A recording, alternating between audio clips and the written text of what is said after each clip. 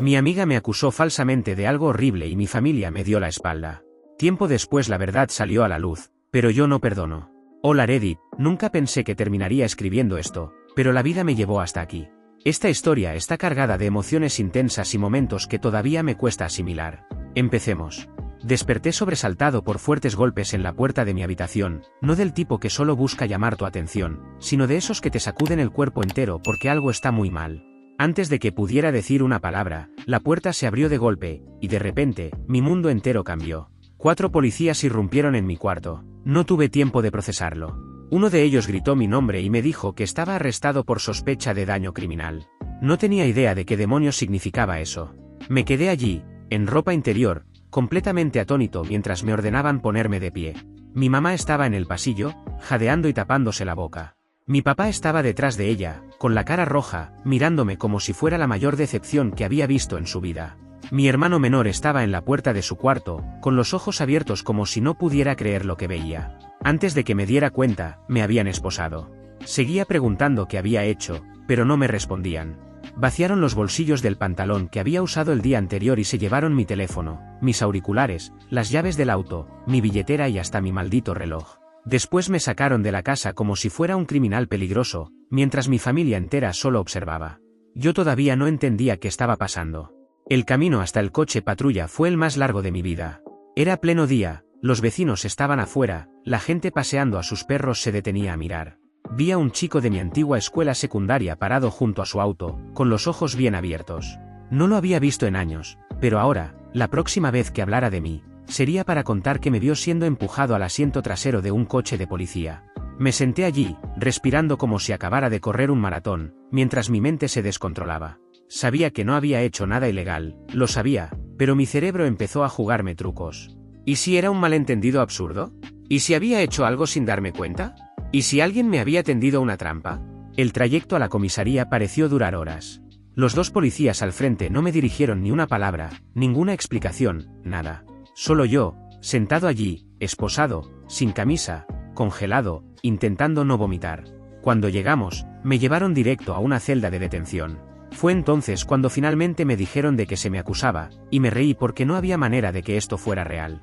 Me dijeron que me acusaban de haber dejado mis fluidos corporales internos, en varias pertenencias de una chica. Me reí porque pensé que era una broma, pero no lo era. La chica de la que hablaban era una amiga con quien había pasado la noche 2 días antes, y nunca ocurrió nada extraño. Ella me había invitado a su casa porque sus padres no estaban. Vimos películas, hablamos y dormimos en su cama. Eso fue todo. Ahora estaba en una comisaría porque ella le había dicho a la policía que yo había dejado mis fluidos corporales en sus almohadas, su edredón, sus peluches, su ropa interior y atención, incluso en la cama de sus padres. Esperaba que me dijeran que esto era una broma, un error, que tenían al tipo equivocado, pero no se reían. Estaban mortalmente serios. Seguí diciéndoles que no había hecho nada de eso. Les dije que analizaran las cosas, porque obviamente no encontrarían mi ADN en nada. Les pregunté por qué demonios ella diría esto sobre mí, pero no respondieron. En cambio, seguían interrogándome, actuando como si hubiera forzado mi entrada a su cama, como si hubiera insistido en quedarme, lo cual era mentira porque ella me había invitado y hasta me dijo que durmiera en el lado de la pared de la cama. Me tuvieron encerrado en una celda durante 10 horas antes de siquiera interrogarme. 10 horas sentado, mirando las paredes, repasando cada momento de esa noche en mi cabeza una y otra vez, intentando descifrar de dónde podía venir esto. ¿Era una broma enferma? ¿Estaba enojada conmigo por algo? ¿Estaba intentando arruinar mi vida solo porque podía? Para cuando finalmente me interrogaron, estaba a punto de explotar. Me trataban como si fuera culpable, haciéndome preguntas que ni siquiera tenían sentido. ¿La obligaste a que te dejara quedarte en su casa? ¿Insististe en dormir en la misma cama que ella? ¿Tocaste algo en su casa que no fuera tuyo? ¿Dejaste tus fluidos internos en alguno de los objetos en cuestión? ¿Qué demonios? Les dije una y otra vez que nada de esto había pasado, pero no les importaba. Seguían actuando como si estuviera mintiendo, como si hubiera hecho algo horrible y solo intentara cubrir mis huellas. Lo peor fue que ella ya había sido interrogada antes que yo. Eso significaba que había tenido la oportunidad de contar su versión primero. Fuera lo que fuera que dijo, fue lo suficientemente convincente para que me sacaran de mi casa esposado. No tenía idea de cómo probar que estaba mintiendo. Cuando finalmente me dejaron ir, ya era de noche. Me devolvieron mi billetera y llaves, pero se quedaron con mi teléfono y mi reloj para la investigación. Salí de la comisaría sintiendo que ya no era una persona. Pero eso fue solo el comienzo, porque mientras estuve encerrado durante 10 horas, ella y su amiga ya habían comenzado a arruinar mi vida. Cuando llegué a casa ese día, mi cabeza era un completo desastre y me sentía totalmente destruido. Por eso opté por subir a mi habitación, evitando cualquier discusión con mis padres o con mi hermano, y me acosté a dormir con la esperanza de olvidar, aunque fuera por unas horas, todo el dolor que acababa de vivir. Me desperté a la mañana siguiente pensando que todo había sido una pesadilla. Por unos segundos, solo estaba acostado, mirando el techo, con mi cerebro intentando ponerse al día con la realidad. Pero luego vi mi mesita de noche vacía, sin teléfono, sin reloj, sin auriculares. Entonces escuché voces fuera de mi cuarto, bajas pero cortantes, y mi estómago se apretó. Mis padres. No necesitaba escuchar las palabras para saber de qué hablaban. Mi papá había estado paseándose por la sala cuando llegué a casa la noche anterior, apenas mirándome. Mi mamá había susurrado algo sobre resolver esto, pero no me miró a los ojos. Mi hermano me había evitado por completo. Y ahora, a través de mi puerta cerrada, podía escuchar cómo las palabras de mi papá cortaban la casa como si estuviera tratando de no explotar. Me quedé en la cama una hora, mirando la pared, intentando procesar que mi vida entera era diferente ahora. Nadie me iba a ver de la misma manera, aunque sabía que no había hecho nada. Eso no importaba. La gente escuchó la acusación y eso fue suficiente. Para cuando me arrastré escaleras abajo, mi mamá estaba sentada en la mesa de la cocina con una taza de té que no había tocado. Mi papá estaba junto a la ventana, con los brazos cruzados tan fuerte que pensé que sus huesos podrían romperse. Mi hermano estaba en el sofá de la sala, navegando en su teléfono como si nada pasara. Nadie me miró. Me senté en la mesa, esperando a que alguien dijera algo. Mi papá se dio la vuelta, mirando hacia afuera. Mi mamá abrió la boca, pero dudó. El silencio se prolongó. Fue peor que ser gritado. Luego, mi mamá finalmente preguntó si quería desayunar, pero lo dijo como si se lo estuviera ofreciendo a un extraño. Le dije que no tenía hambre. Volví a mi cuarto y me quedé allí. No eran solo mis padres. Todos me trataban diferente. Mi teléfono no estaba, pero aún tenía mi laptop. Abrí Instagram y vi cientos de notificaciones, mensajes, comentarios, mi nombre etiquetado en publicaciones. Personas con las que apenas hablaba me estaban destrozando como si fuera un monstruo. Algunos mensajes eran de amigos, o al menos de personas que pensé que lo eran. Algunos preguntaban si era cierto. Otros decían que no podían seguir asociándose conmigo. Algunos directamente me llamaban un pedazo de basura asqueroso. Un tipo que había conocido desde la primaria me envió un mensaje diciendo, nunca me hables de nuevo. Eso fue todo, sin preguntas, sin explicación. Se puso peor. Descubrí que, mientras estaba encerrado en esa celda, la chica y su mejor amiga habían hecho de su misión de vida destruirme. Le contaron a todos, se aseguraron de enviar mensajes, notas de voz, capturas de pantalla de mi arresto, asegurándose de que la gente supiera exactamente de qué se me acusaba. Había personas que ni siquiera conocía hablando de mí como si supieran los detalles. Luego vi el vídeo. Una de sus amigas había publicado una historia en Snapchat riéndose de eso, no solo hablando, riéndose. Estaba sonriendo, sacudiendo la cabeza, diciendo, no puedo creer que realmente lo arrestaron. Alguien más al fondo dijo, bueno, se lo merece. Me quedé allí, viéndolo reírse de que mi vida estaba acabada, y me golpeó. No se lo tomaban en serio porque no era real para ellos. No estaban llorando, no estaban traumatizadas, no actuaban como si alguien les hubiera hecho algo horrible. Se estaban divirtiendo, como si fuera una broma, como si yo fuera solo el último drama para cotillear. Pero no era una broma para mí. No podía ir a ningún lado sin que la gente me mirara. Fui al gimnasio y dos chicos en la recepción dejaron de hablar en el segundo en que entré. Escuché mi nombre, vi como uno le dio un codazo al otro. Me di la vuelta y salí. Me encontré con un tipo con el que solía jugar fútbol, y me miró como si no existiera. Entré a un bar con algunos amigos que aún creían en mí, y alguien me empujó al pasar, lo suficientemente fuerte como para que casi chocara contra la barra. Sin provocación, simplemente se alejó riendo, sacudiendo la cabeza como si hubiera chocado con basura. Dondequiera que iba, yo era ese tipo, y no había nada que pudiera hacer al respecto. La policía aún tenía mi teléfono. No podía llamarla, no podía enviarle un mensaje y exigirle saber por qué demonios estaba haciendo esto. No tenía forma de probar mi inocencia más que esperar a los resultados de las pruebas forenses, lo que podía tomar meses. Pero meses era demasiado tiempo. Para cuando probaran que no lo hice, no quedaría nada de mi vida para salvar. Mis padres no lo decían en voz alta, pero lo sentía, querían creerme, pero había duda en su forma de actuar. Mi papá no me miraba de la misma manera. Mi mamá me trataba como si fuera frágil, como si no supiera qué decir. Mi hermano me evitaba por completo. Una noche lo escuché hablando por teléfono con alguien y entendí que no me creía. No lo decía de manera directa, pero se notaba en su voz, en cómo dudaba al pronunciar mi nombre, en el titubeo de sus palabras cuando decía no sé, hombre, no sé. Quise entrar a su cuarto, sacudirlo y obligarlo a mirarme a los ojos para que me dijera qué le pasaba por la cabeza y entendiera que yo era inocente. Pero no lo hice, porque en el fondo no importaba. Incluso si, después de que yo le hablara y jurara creerme, en lo más profundo de él esa duda ya estaba allí y no iba a desaparecer. Me fui a la cama esa noche sabiendo que tendría que pelear con cada persona que conocía para recuperar mi vida, porque nadie me iba a creer hasta que no tuviera otra opción. Y no tenía idea de cómo hacer que eso ocurriera. Salí de la casa por primera vez en días. No fue por elección. Mi mamá tocó mi puerta esa mañana y dijo que mi papá quería hablar conmigo afuera. No dijo de qué se trataba, solo lo dijo de una manera que dejaba claro que no tenía opción. Salí al camino de entrada y mi papá ya estaba esperando junto a su auto, con los brazos cruzados, mirándome como si estuviera tomando una decisión. Me dijo que subiera. No pregunté a dónde íbamos. El trayecto fue silencioso, salvo por el sonido del intermitente cada vez que cambiaba de carril. Cuanto más duraba, peor se sentía. Sabía que algo venía. Se detuvo en un estacionamiento que reconocí de inmediato, una oficina de abogados. En cuanto entramos, una recepcionista preguntó si teníamos cita. Mi papá dio mi apellido y ella asintió, y ya sabía que veníamos. Una abogada nos esperaba en una pequeña oficina, sentada detrás de un escritorio demasiado limpio. Apenas me miró antes de lanzarse a explicar el proceso legal, cuánto tiempo tomarían los análisis forenses y qué ocurriría si me acusaban formalmente. Esa última parte hizo que mi papá se tensara. Le dije que no había hecho nada, que no encontrarían mi ADN porque nunca hice nada de lo que se me acusaba. Ella asintió, pero no dijo nada al respecto.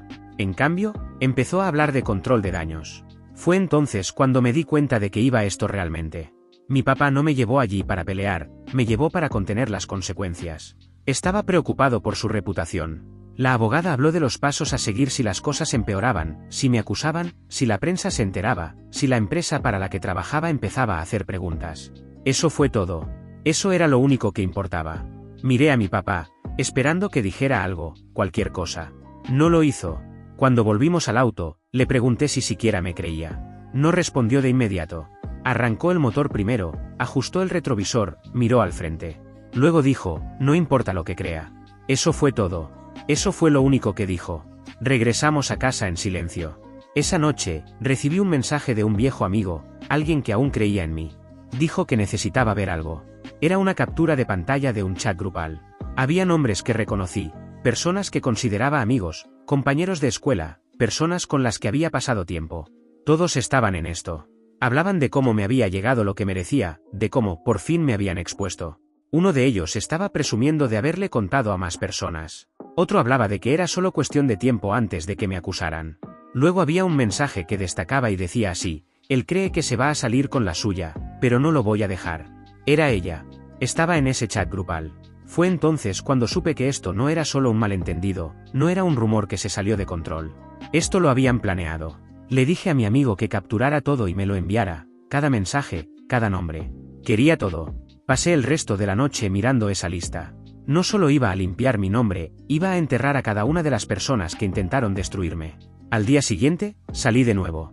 Necesitaba hacerlo, no podía quedarme encerrado en mi cuarto para siempre. Fui al supermercado, solo para hacer algo normal, para recordarme que aún era una persona. Eso duró 5 minutos. Estaba tomando una botella de agua cuando lo vi, uno de sus amigos. Me vio al mismo tiempo. Pude notar que iba a decir algo, pero me di la vuelta primero y comencé a caminar. Luego lo escuché reír, lo suficientemente fuerte como para que supiera que era a propósito. Seguí caminando. Luego lo escuché de nuevo, sigues caminando por ahí como si fueras inocente. Me detuve. Me di la vuelta. Estaba sonriendo, con los brazos abiertos como si estuviera esperando que yo hiciera algo. No lo hice. Me di la vuelta y seguí caminando. Estaba casi en la salida cuando volvió a gritar, mejor disfruta tu libertad mientras la tengas. Eso fue todo. Dejé caer mi canasta, me di la vuelta y caminé directamente hacia él. No estaba pensando, no estaba planeando, solo quería que se detuviera. Me puse frente a su cara y, por primera vez desde que todo esto comenzó, pareció nervioso. Pero antes de que pudiera decir algo, un empleado se interpuso entre nosotros. La gente nos miraba. No me había dado cuenta de lo mucho que estábamos llamando la atención. El tipo levantó las manos como si fuera inocente, sacudiendo la cabeza, y luego se alejó riendo de nuevo. El empleado me dijo que me fuera. Salí, con las manos tan apretadas que mis uñas se clavaron en mi piel. Me metí en el auto y me quedé mirando el volante temblando. En ese instante supe que no podía esperar a que nadie hiciera algo por mí, debía actuar por mi cuenta, y hacerlo ya. Permanecí largo rato dentro, aferrado al volante y repitiendo todo en la cabeza. Ese tipo estaba tan seguro de que no iba a defenderme. No tenía miedo, no estaba nervioso, se estaba riendo. Todos lo estaban, porque pensaban que estaba acabado. Pensaban que simplemente dejaría que esto ocurriera. Conduje directamente a casa, fui a mi cuarto, abrí mi laptop y empecé a guardar todas las capturas de pantalla, notas de voz y mensajes que tenía. Anoté cada detalle, fechas, horas en que ella hablaba de mí y momentos en que sus amigos se sumaban a la mentira. Armé una línea de tiempo, un desglose completo de cómo empezó, cómo se propagó y la forma deliberada en que lo hicieron. Después fui más allá, revisé mensajes antiguos, textos olvidados, busqué nombres y palabras clave. No solo iba a limpiar mi nombre, también iba a descubrir por qué habían hecho esto en primer lugar. Entonces encontré algo que lo cambió todo. Un mensaje de hace meses, uno que había olvidado, de ella. Lo había enviado tarde en la noche. Habíamos estado hablando casualmente, y de la nada, me preguntó si me gustaba. Lo descarté, dije que solo éramos amigos. Nunca volvió a mencionarlo. No le di importancia en ese momento, pero ahora lo veía diferente. ¿Todo esto había comenzado porque la rechacé? Seguí desplazándome y vi otras cosas que había pasado por alto, momentos en los que insinuó algo, comentarios que ignoré o no tomé en serio, pequeños momentos que parecían normales en ese momento, pero que ahora parecían calculados. No lo estaba imaginando. No era una acusación al azar. Ella había estado esperando el momento adecuado, y cuando lo tuvo, me destruyó. No podía quedarme en esa casa. Tenía que hacer algo. Tomé mis llaves y salí antes de que pudiera pensarlo dos veces. Sabía exactamente dónde encontrarla. Estaba en una fiesta que alguien había mencionado antes. Conduje directamente hacia allí. La música estaba alta, había gente por todos lados, bebiendo, riendo, como si nada estuviera pasando, como si no hubieran pasado las últimas 2 semanas destruyendo mi vida. Entonces la vi. Estaba en un grupo, hablando, sonriendo. Levantó la vista, me vio y por primera vez desde que todo esto comenzó, no se estaba riendo.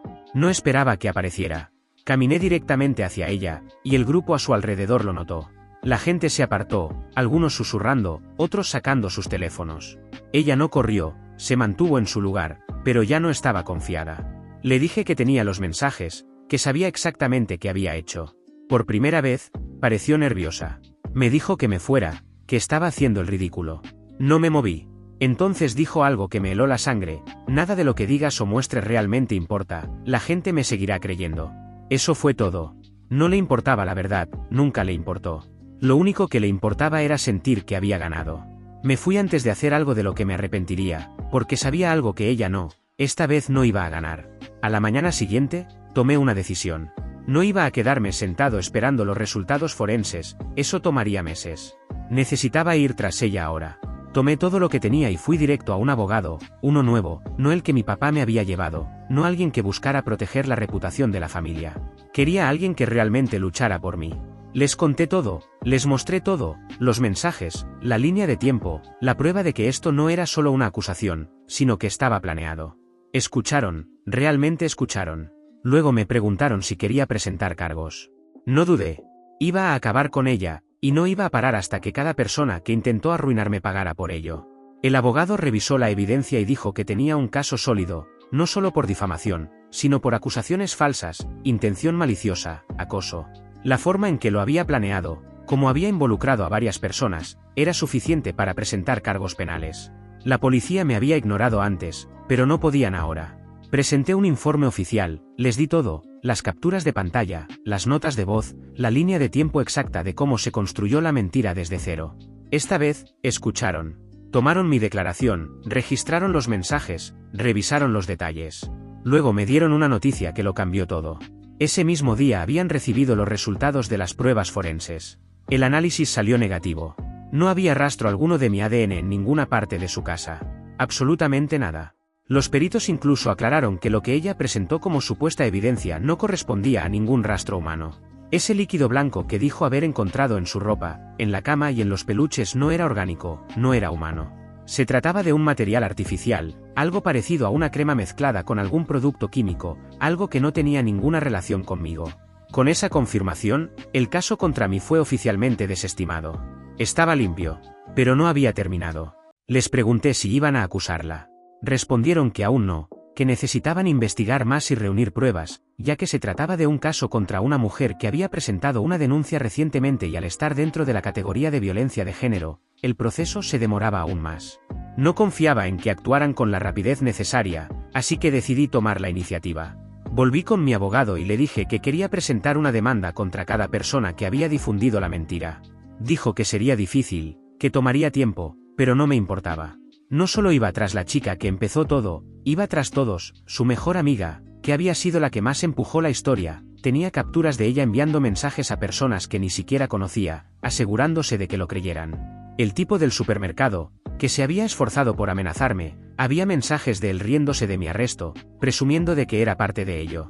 Las personas del chat grupal, algunas habían alentado activamente la mentira, otras se habían quedado calladas, pero todas sabían que era una mentira y ninguna hizo nada para detenerlo. No les iba a dar la oportunidad de salir impunes. Mi familia finalmente tomó partido. La demanda no fue algo discreto, la gente se enteró rápido. Se extendió tan rápido como la acusación. De repente, las personas que estaban tan seguras de mi culpabilidad ahora estaban entrando en pánico. Empecé a recibir mensajes de personas con las que no había hablado en meses, disculpándose, diciendo que nunca creyeron realmente en eso, que solo tenían miedo de hablar. Demasiado tarde. No aceptaba disculpas. Estaba harto de todos ellos. Entonces pasó algo que no esperaba. Mi papá entró a mi cuarto una noche. Se quedó allí un buen rato, como si estuviera debatiendo si decir algo o simplemente irse. Luego dijo que se había equivocado. Había creído en ello, al menos en parte. Pensó que tal vez había metido la pata de alguna manera, incluso si no era exactamente lo que me acusaban. Pero ahora sabía la verdad, porque la policía lo había confirmado, porque yo lo había probado. No estaba pidiendo perdón, solo dijo que debería haberme creído. Luego se fue. No fue perfecto, no fue una reunión emotiva, pero fue algo. Más tarde esa misma noche, mi mamá entró y me abrazó, aunque no pudo decir una sola palabra. Tomó unas semanas más, pero luego recibí la llamada.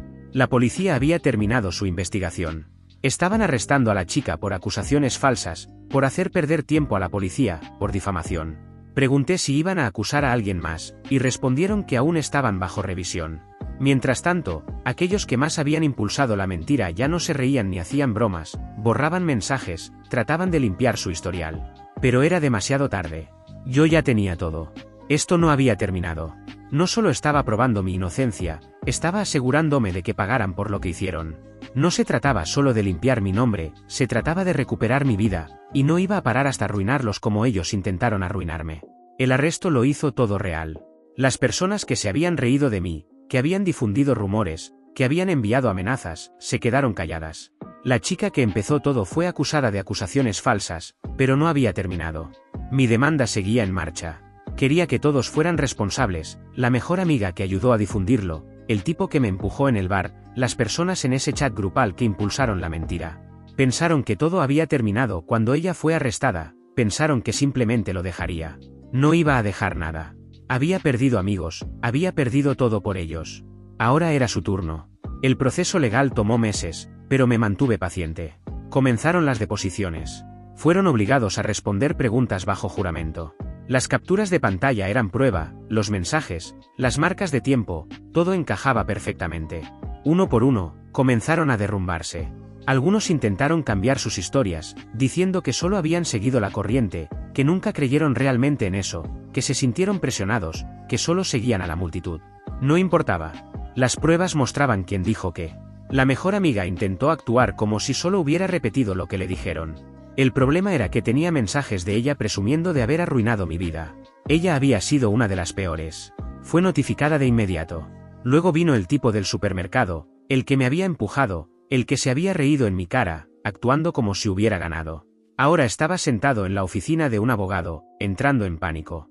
La demanda no era solo civil, era criminal, acoso, difamación, intención de causar daño. Él había hecho amenazas, me había puesto las manos encima.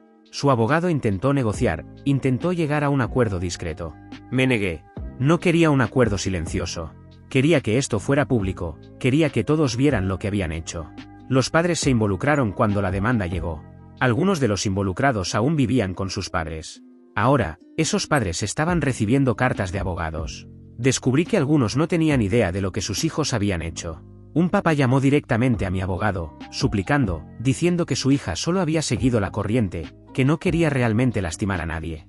Quería llegar a un acuerdo, pagar dinero, hacer que todo desapareciera. Rechacé la oferta. Ella no se iba a salir con la suya solo porque tenía padres ricos. Quería que se sentara en la corte y admitiera lo que había hecho. Entonces las cosas se pusieron feas, porque los padres de la mejor amiga estaban furiosos, no conmigo, con ella. Habían creído en su hija, pensaron que solo estaba apoyando a una víctima. Ahora veían las pruebas. Retiraron a su abogado, la dejaron manejarlo sola. Ella había destruido su propia vida. En la fecha final del juicio, la chica que me acusó, la que empezó todo, enfrentaba tiempo en prisión. La corte tenía suficiente evidencia para probar que había mentido a la policía. Ella intentó cambiar su versión, alegando que estaba confundida, pero el juez no le creyó. Señaló que su acusación inicial era demasiado grave y que pudo haber destruido por completo la vida de la persona a la que señaló. Su abogado intentó negociar un acuerdo sin prisión, solo libertad condicional. La fiscalía se negó. Ella lo había planeado, se había reído de eso, querían prisión. La mejor amiga fue acusada de difamación. Lloró en la corte cuando leyeron los mensajes en voz alta. El tipo del supermercado tuvo que quedarse allí mientras el juez le decía que sus mensajes eran prueba de acoso. Algunos recibieron libertad condicional, otros tuvieron que pagar miles. La chica que empezó todo fue sentenciada. Cuando el juicio terminó, salí del tribunal. Había reporteros, la gente hablaba de eso en línea. Las mismas personas que habían arrastrado mi nombre por el fango ahora estaban borrando publicaciones, intentando actuar como si no hubieran sido parte de esto. Demasiado tarde. Las capturas de pantalla nunca desaparecen. Mi familia finalmente vio la verdad. Después de que todo terminó, mi papá me invitó a almorzar. No había hablado mucho con él desde que admitió que dudó de mí. Durante el almuerzo permaneció en silencio un buen rato, con la mirada fija en la mesa. Luego dijo que se había equivocado. Había creído lo que la gente decía. Había sentido vergüenza, no de mí, de sí mismo, porque dejó que extraños le dijeran quién era su hijo. Luego hizo algo que nunca hace, se disculpó, no solo por dudar de mí, sino por no defenderme cuando importaba. No dije nada por un largo rato. Luego le dije algo que había estado esperando decir durante meses: no importa lo que creas, importa lo que hagas. Él asintió, porque ahora entendía. Recuperé mi vida, pero ya no era la misma. Mi nombre estaba limpio, pero mi vida nunca volvería a ser como antes. Algunas personas intentaron volver, actuar como si nada hubiera pasado. Los ignoré. Las pocas personas que estuvieron conmigo cuando fue difícil, ellos eran los únicos que importaban ahora. La chica que me acusó lo perdió todo. Sus amigos se volvieron en su contra, tenía antecedentes penales y nunca volverían a confiar en ella. Intentó enviarme un mensaje. No respondí, porque había terminado. Ella me quitó todo, pero lo reconstruí, y ahora era ella la que no tenía nada. Gané, y ni siquiera tuve que mentir para hacerlo. Gracias por ver. Si aún no te has suscrito, por favor hazlo y activa la campana de notificaciones para mantenerte al día con más historias impactantes de la vida real que suceden a tu alrededor.